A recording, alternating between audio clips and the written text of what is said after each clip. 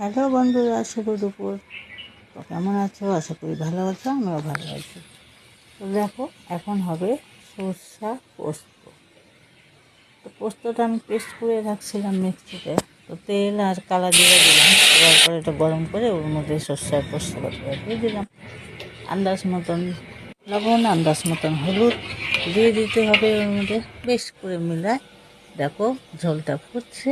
এখন আমি ওর মধ্যে দিয়ে দেবো ভেজে রাখা মাছগুলো। তো দিয়ে দিলাম। এখানটায় আমি কটা বাটা মাছ দিয়ে দিলাম। কেন, আমার ছোট ছেলে পাবদা মাছ খায় না, তো বাটা মাছ দিলাম। পাবদা আর বাটা দিয়ে সর্ষা পোস্ত করলাম। তো তোমাদের রান্নার ভিডিওটা কেমন লাগে প্লিজ কমেন্টে জানাবা, আর লাইক কমেন্ট শেয়ারটা অবশ্যই করবে।